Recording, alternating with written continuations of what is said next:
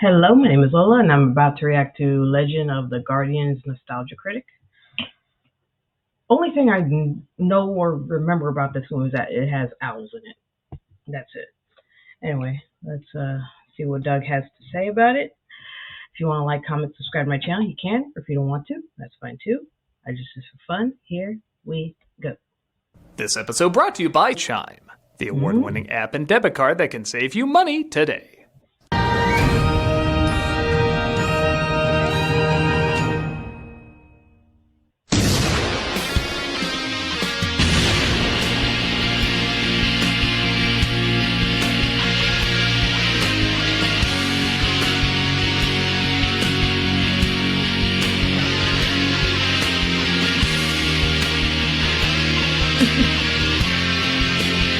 I love that the new credit, that the new opening, he's included his cats in it.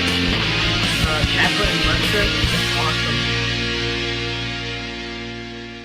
Hello, I'm the Nostalgia Critic guy. Remember, so you don't have to. Where are we in Zack Snyder right now?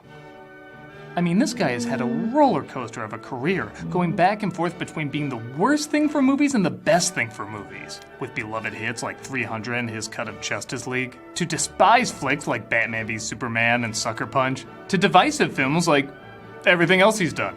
Well, one thing is for sure, with a giant roster of movies that have so many passionate opinions, for some reason you want me to talk about his damn owl flick. The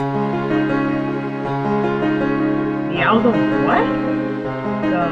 Released in 2010 and resulting in me constantly asking, the Easter Bunny movie? Legend of the Guardians, Owls of Ga'Hoole got mixed reviews from critics and didn't do so hot at the box office, but like a lot of Snyder films, it gained an audience that was fascinated.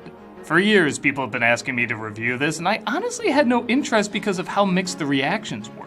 But even the people who didn't quite like it found themselves saying, it's got a sorta, kinda, you just gotta see it. Yep, people have called it boring, generic, overblown, yet most people don't regret actually seeing it. There is apparently something to this film that people like to talk about and discuss with others. So okay, let's throw my hat into the ring and see what that is. Being a Snyder film, I'm assuming this is at least 3 hours long. Holy shit, I knew that! We'll review this years ago! This is Legend of the Guardians. Yeah, you would think. On the Warner Brothers logo, so I can expect 20 more of these. How long till we get the slow down, speed up thing? Not even before the title leaves. That's Snyder fresh from the oven. To his credit, though, this is also the fastest of his movies I've ever said, shit, I really should have seen this on the big screen. Terrorizing the Owl Kingdoms are over! Not so fast. Jim Sturgis plays Soren, because of course that's his name, who tells stories and fantasizes about being a guardian of Ga'Hoole. Have you ever seen a Guardian? Blood, just because you can't see something doesn't mean it isn't real. Like how this film may have bombed, but the audience is there. Soren thinks the Guardians are more than a legend, though, as he talks about their fight with the Ice Claws and freeing the Owl Kingdoms from the evil Metalbeak. Yeah, as gorgeous as this looks, this was made up in 2 minutes, right? Claude, wait! No! Soren's brother, Claude, tell me if you've heard this one, wants to be the best insert skill here. I'm gonna be the best flyer! That's because Taito's the best at everything! Or the best name to try not and laugh at every time you say it, Claude. Soren is beginning his flying training as well and seems to be a natural, impressing his father. Seems like yesterday they were hatchlings and now, well, they'll soon be grown and leaving the hollow. Next they're telling Don Bluth, yes, but only if there's no songs. This movie gives all sorts of neat owl facts, whether you want them or not. It's your first pellet. It was the mouse you ate. Every owl yaps up pellets. While that is disgusting, it is also educational. Like I had no idea they kept snakes as caregivers before they ate them like string cheese. Could I just show you how? Without you being so angry? Soren tries to show Claude how to glide smoothly, but they fall and are afraid to be attacked by rodents of unusual size. But I don't think they exist. Jesus Christ, dude! Though by two owls who like to critique how evil they are. Keep your mouth shut. What do you think of that, Chat? You know, you're... Oh my god, dude. Oh my god, I think my heart jumped into my throat, dude. Oh my god. Stare reminds me a little of my Intimidator. Yeah, it was an old bit even in 2010. Do you have any idea where they're taking us? They discover they're being saved, Why? napped, as other owls have been taken from their homes, including one Soren befriends named Gylfi. Your parents and families have abandoned you.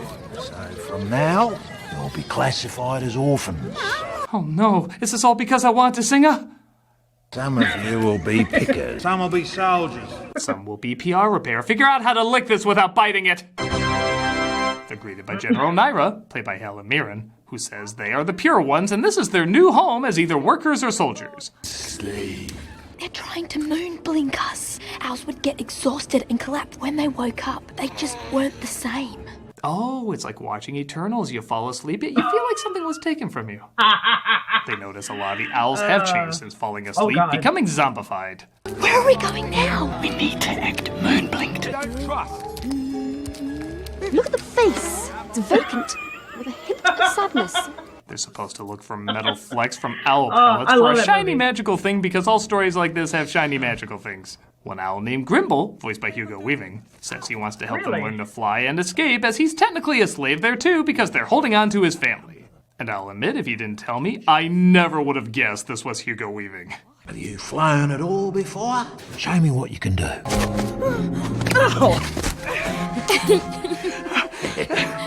If you can't laugh while being enslaved, boy, that's a saying I have no idea how to end. Naira, meanwhile, tests Clud among the other hunters to see who's the best. And I will admit I dig the hell out of her deliciously sinister voice.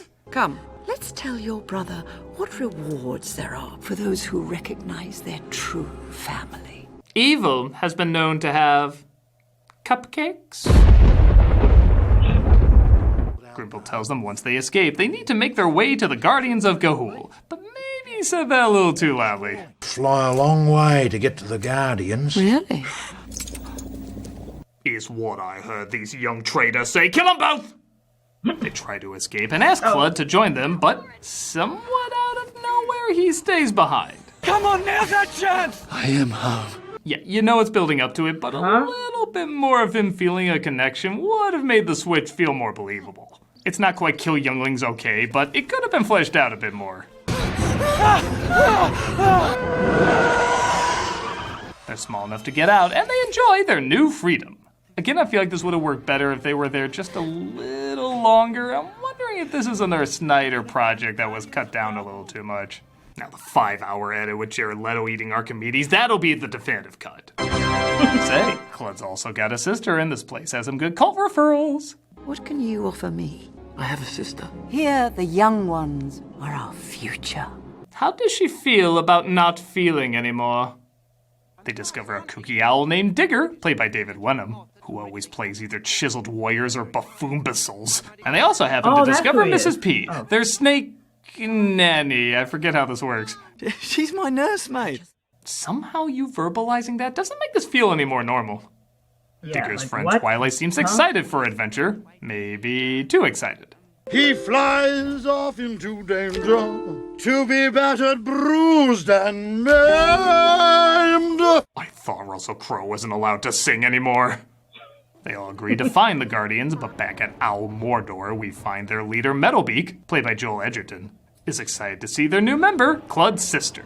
Remember, weakness is for the lower species, never for us. Now go wield me another metal mask with your... How does this world work?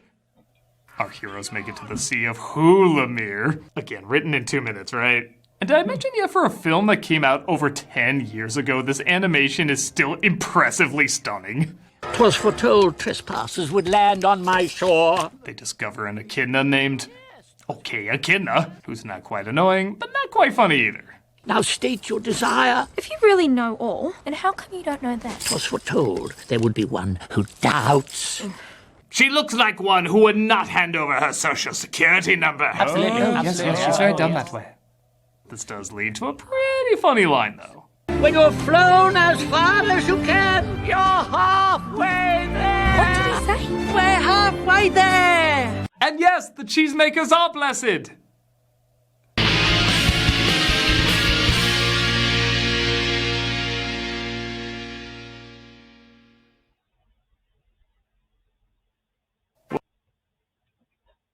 Burger. Man, now I want some hamburger, man. Our heroes get caught in a storm, but are saved by almost otherworldly warriors. I really love this effect where they fly in slow motion, but they speak in real time. It's a clever and subtle touch you could easily miss. Can you fly with me? There are 5 of us. Yes, we know. You two should fill us up fine, though.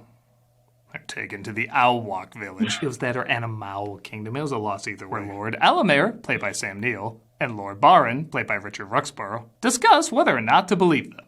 They're also joined by Ezelrib, played by Jeffrey Rush. Because let's face it, Jeffrey Rush had to voice something in this. And if you think I'm a coward, I'd simply urge others on. I'll fight you right now, Order! Warren. And I must say, his combination of Mick from Rocky and Mr. Ages from Secret of Nim is definitely a choice. My search and rescue chore is scheduled to leave on a routine survey during the next full moon. You shall leave immediately. And no more dealings with the Beaky Blinders. I don't care how forced it is, I am proud of that joke! The owls seem to fit in and are even trained in the ways of tracking, navigating, and completely inappropriate song choices. Shipwreck in a sea of faces, there's a dreamy world up there. You're 52 minutes in, and this is the first pop song we're hearing.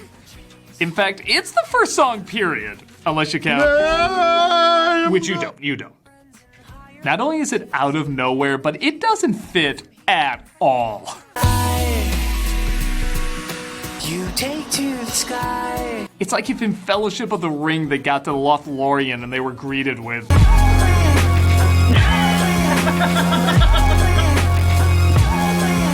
It's being consumed by the ooze of Happy Feet saying, "One of us, one of us." Yeah, that would make no sense, Back yo. with Metalbeak, he prepares his trained soldiers to attack. Long ago, I was viciously attacked by the coward light. I'm sorry, I emotionally can't connect with this scene unless a song I could hear on the radio is played. And I am Metalbeak! Much better. We could go. Tonight, just sleep. Wait, what? No! Shit, just got real! Ezelrib teaches them how to fly in a storm as we're introduced to our second pop song that honestly fits a lot better.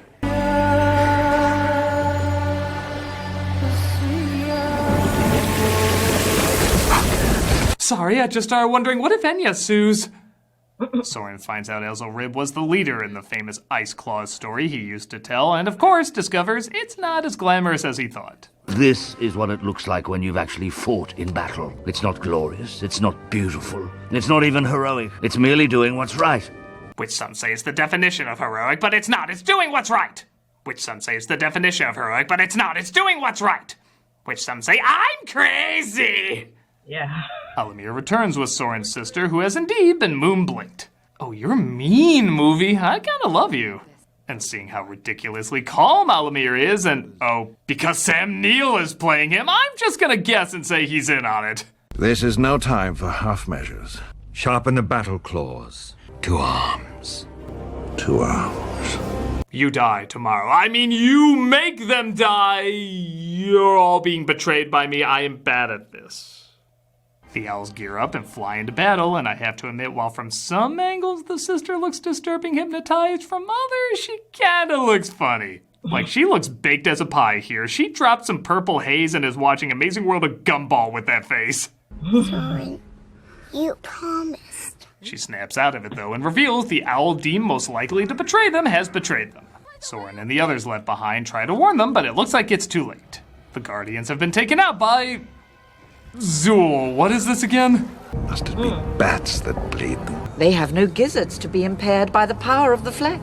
I guess I shouldn't be shocked the evil plan from armored supernatural owls is hard to follow, but yeah, I did think it would be a little less Thundercats. Use your gizzard, boy. Fly inside. Soren listens to his gizzard and flies into the fire, setting the machine ablaze that makes the vague energy beam that's always just enough to hurt our heroes but not quite kill them. They rush towards the flying Meta Knights, and I never thought about what combat between armored owls would look like because I'm not drunk, but actually it looks pretty cool. What? Soren fights his brother while Ezelrib fights Metalbeak. They were moon-blinking other owls and they were turning them into slaves. You're just weak, Soren. Still living in your dreams. Living in his dreams? You literally lead an army while they're asleep! While their development was rushed, I'll admit I didn't know what direction it was gonna go with the brothers. Would it be a last-minute redemption, or would they never see eye to eye? In the end, Kled plays to Soren's kindness to trick him so he can kill both of them. But it backfires, only killing himself. Okay, Okay, it's official. Being an owl is hard. After losing his brother, Soren takes his vengeance out on Metalbeak, killing him off as PG-ing as possible. Fall back to me! We'll get him back in the sequels that'll never follow! The Guardians bring other owls to Ga'Hoole, including Soren's parents, and they once again vow to protect those who are in danger. Soren! Soren! Where's Claude? You never heard of Claude. Speaking of which, they do hint that Claude is still alive and that there's more adventures to follow. But sadly, the film didn't do well enough to warrant any sequels. And I do say sadly because, I kinda thought it was okay. Make no mistake, this is a film where I'd most likely agree with the criticisms it's gotten. It is a pretty generic story with pretty generic characters. It does feel like a little bit more time was needed to flesh it out. But I did really get into the animation and the atmosphere. This feels like a world I can breathe in and want to breathe in. This honestly looks like a movie that would come out today. I'm still amazed at how good it looks for coming out over a decade ago. Aside from that one pop song in the middle, the film never forces any current catchphrases or jokes either. It keeps it on a large and epic tone. Even the characters, for as stock as they are, never come across as annoying to watch. They serve their purpose just enough to keep me invested. I'll admit I've never read the books they were based on, and I'm assuming they're done better, but the way the film takes its time to let you feel like you're in the air flying in this world does make me understand why critics say there's something to it. I'm glad people push me to check it out, because yes, while it's not a great film, it has a nobility to it that kind of is charming. And its problems aren't awful, just a little too familiar and common. I guess I can say if you have even the tiniest curiosity in checking this out, it might just be enough of a hoot to keep you interested. I'm the Nostalgia Critic guy, remember? So you don't have to. Named! Why that again? Yeah, I was kind of... I had a gut feeling that he would either say, oh, this movie was bad, or this movie was like somewhere in between. And yeah, like, not gonna lie, like, it does look pretty good, you know. This does look like it does look way better compared to movies that came out today, you know. It's got better graphics. But like, yeah, like, I remember being a kid and just seeing the trailer, and then, you know, after it came out, it was like nobody talked about it anymore, you know. People just like forgot about it. Well, that's my reaction to Legend of the Owls Nostalgia Critic. See y'all in the next one. Bye.